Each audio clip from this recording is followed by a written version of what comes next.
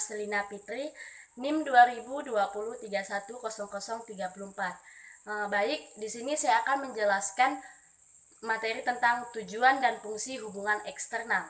Setiap organisasi memiliki tujuan yang menjadi kesepahaman atau kesepakatan semua pihak di dalamnya.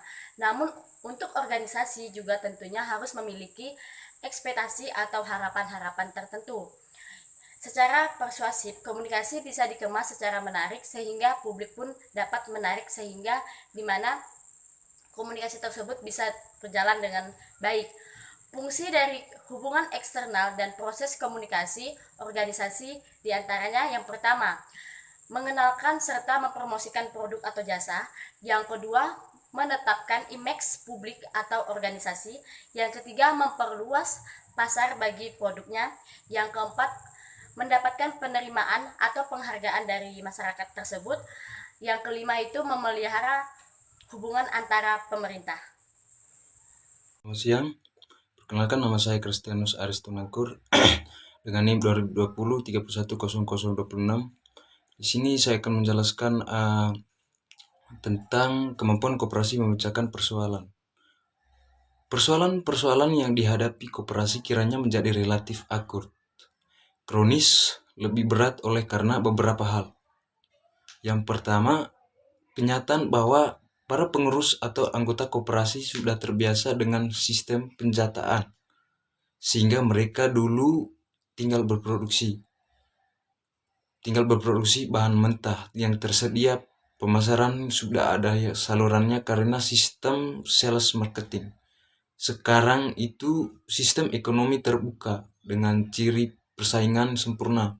Maka dari itu perlu penyesuaian diri, dan ini memungkinkan waktu yang lama. Lalu yang kedua, para anggota pengurus kurang berpengetahuan dan skill dalam manajemen.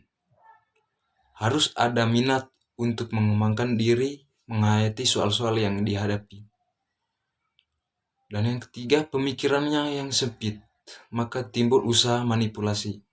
Dan terakhir, kurangnya loyalitas dan cenderung lebih individu, tidak ada waktu untuk berkomunikasi, dan tidak ada tujuan yang harmonis antara anggota dengan korporasi. Pada hakikatnya, dapatlah disimpulkan bahwa kemampuan koperasi menanggulangi soal-soal pelik kurang sekali. Apabila kemampuan ini tidak ditingkatkan, maka masa depan koperasi akan suram. Baik, terima kasih. Dionysius Harsenggau, NIM 2020310059. Saya dari kelompok 4 koperasi akan menjelaskan pola pembangunan koperasi. Pola pembangunan koperasi pada masa sekarang tentunya berbeda dengan pola pembangunan koperasi sebelum terjadi globalisasi ekonomi. Pada masa lalu, koperasi mempunyai 3 peran penting dalam pembangunan ekonomi nasional. Yang pertama, koperasi diharapkan mampu mengakomodasikan dan menggerakkan potensi masyarakat golongan lemah atau golongan rendah. Yang kedua, koperasi adalah lembaga ekonomi yang keberadaannya sangat diperlukan oleh sebagian besar bangsa Indonesia.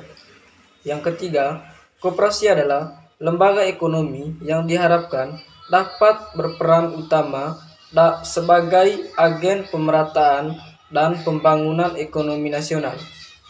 Keberhasilan koperasi pada waktu itu diukur dengan satuan-satuan kuantitatif, misalnya jumlah koperasi atau KUD, jumlah anggota koperasi, pertumbuhan usaha, volume usaha, jumlah modal usaha, sisa hasil usaha, dan laba sebagainya. Pada saat ini, pola pembangunan koperasi sangat dipengaruhi oleh perubahan lingkungan. Sehubung dengan hal tersebut, koperasi untuk terus berkembang dan mampu bersaing dalam dunia bisnis secara optimal. Pembangunan koperasi di masa depan harus berorientasi pada bisnis murni agar mampu bersaing dan dalam tatanan global. Tahun 1994, Lembaga Manajemen Fakultas Ekonomi Universitas Indonesia mengusulkan beberapa kriteria kuantitatif tentang pola pembangunan koperasi di masa mendatang. Yang pertama, koperasi harus memiliki kemampuan mengantisipasi kecenderungan perubahan lingkungan. Yang kedua, koperasi harus mampu bersaing dengan ekonomi non-koperasi.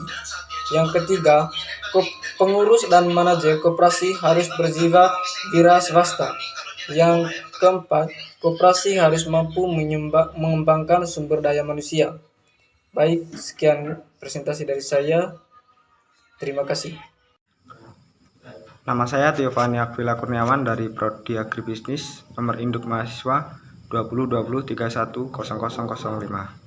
Di sini saya akan menjelaskan sedikit tentang strategi dan program koperasi. Program koperasi dalam kebijakan pembangunan usaha koperasi. Yang pertama yaitu pendidikan dan pelatihan bagi para pengurus. Yang kedua, bimbingan dan konsultasi untuk meningkatkan tertib koperasi. Yang ketiga, meningkatkan kemampuan organisasi dan manajemen koperasi. Yang keempat, meningkatkan kemampuan penerapan sistem akuntansi. Koperasi juga perlu kerjasama dengan Kementerian BUMN dan swasta dengan cara meningkatkan kegiatan temu usaha. Demikian yang dapat saya jelaskan. Saya ucapkan terima kasih.